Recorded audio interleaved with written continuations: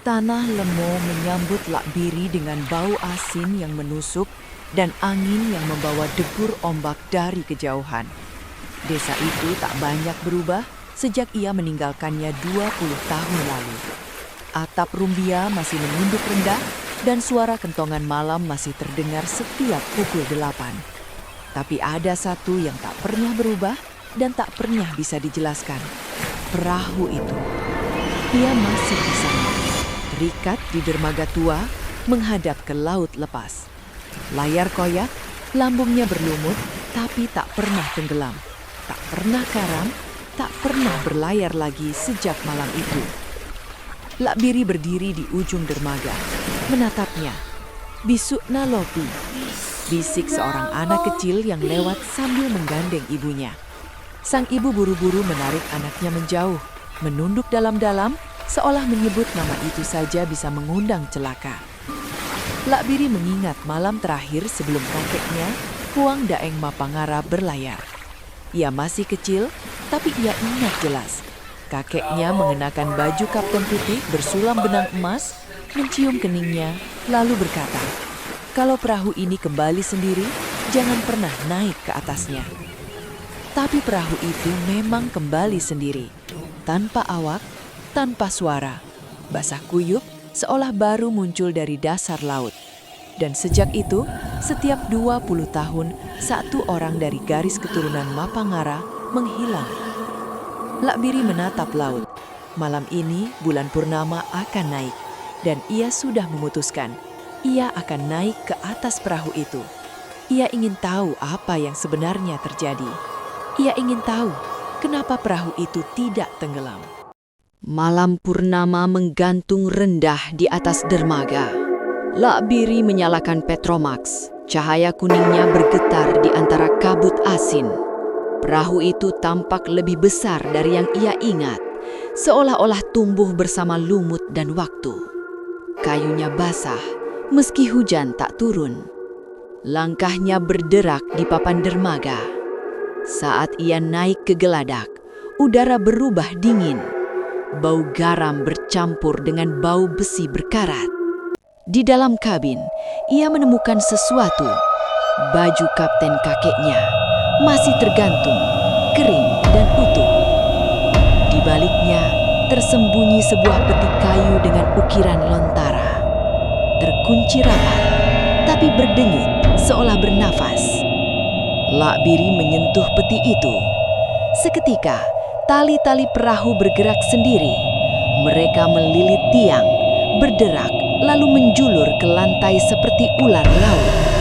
Suara-suara samar muncul dari lambung kapal. Nyanyian pelaut Bugis, jeritan tenggelam, dan tabuhan genderang ritual. Lampu Petromax bergetar. Bayangan awak kapal muncul di geladak. Basah kuyup, mata kosong, mulut mereka menggumamkan mantra kuno. Lakbiri mundur, tapi tali-tali itu merayap ke arah kakinya. Di antara bisikan itu, satu suara lebih jelas, suara perempuan tua, lirih, seperti dari dasar laut. "Jangan buka peti itu, Cucu Mapangara. Kau belum siap menebus perjanjian." Lakbiri berlari keluar dan kabin, napasnya terengah. Tali-tali perahu masih bergerak, seolah hidup, melilit tiang dan menjulur ke arah kakinya. Bayangan awak kapal basah kuyup berdiri di geladak, mata kosong. Mulut mereka berkomat kamit dalam bahasa Bugis kuno. Di tengah kekacauan itu, muncul sosok Indok Malomo, bisu tua desa. Ia berdiri di dermaga, tubuhnya dibalut sarung putih, wajahnya diterangi cahaya bulan. Suaranya berat, bercampur dengan desiran angin laut. "Lakbiri, kau tidak boleh membuka peti itu. Kakekmu telah membuat perjanjian dengan Tori Langit, roh laut yang menuntut jiwa keturunan.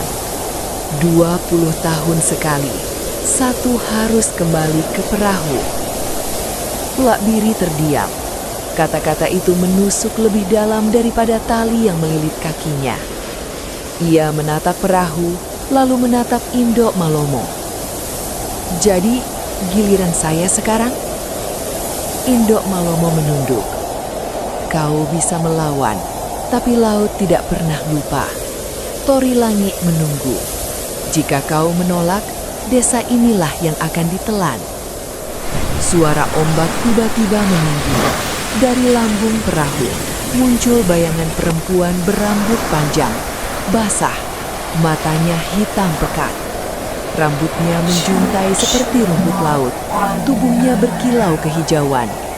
Ia menatap Lakbiri, tersenyum samar. "Cucu Mapangara, waktumu sudah tiba." Lakbiri menggenggam parang, matanya penuh tekad. Ia menyalakan api, mencoba membakar kayu perahu yang lapuk. Tapi api itu padam sendiri, seolah ditelan oleh kelembapan laut. Suara-suara semakin jelas. Nyanyian pelaut berubah jadi jeritan. Genderang ritual berdentum dari dalam lambung. Lakbiri melihat bayangan wajah-wajah tenggelam di permukaan kayu. Mata mereka kosong, mulut terbuka seakan menjerit tanpa suara. Di kabin, ia menemukan jurnal kakeknya.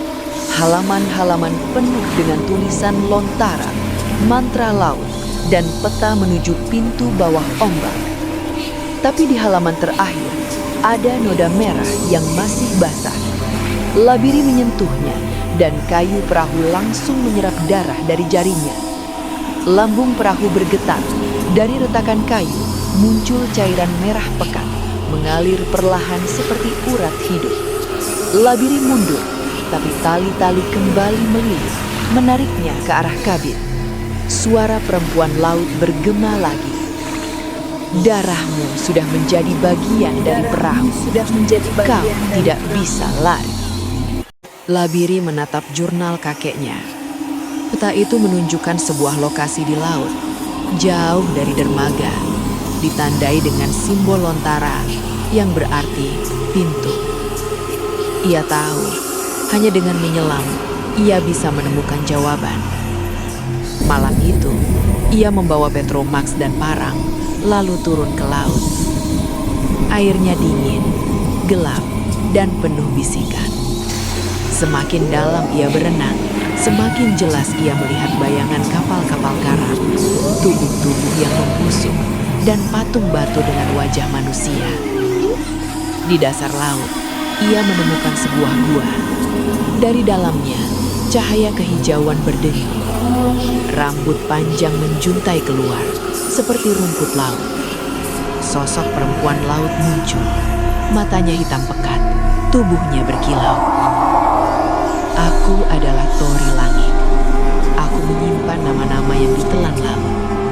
Nama kakekmu, nama ayahmu, dan kini namamu." Lakbiri terdiam. Suara itu bergema di kepalanya, lebih dalam dari ombak. Ia tahu, ia sedang berdiri di ambang dunia yang tidak bisa ditinggalkan. Lakbiri kembali ke desa dengan mata kosong. Tubuhnya dingin, langkahnya berat, seolah sebagian dirinya tertinggal di dasar laut. Orang-orang menunduk saat ia lewat, tidak berani menatap. Di rumah panggung tua, ia mendekati sepupunya, Siti, satu-satunya keturunan lain dari garis Mapangara. Siti sudah tahu, ia telah membaca jurnal kakek mereka lebih dulu, dan ia tahu bahwa darah Lakbiri kini terikat pada perahu.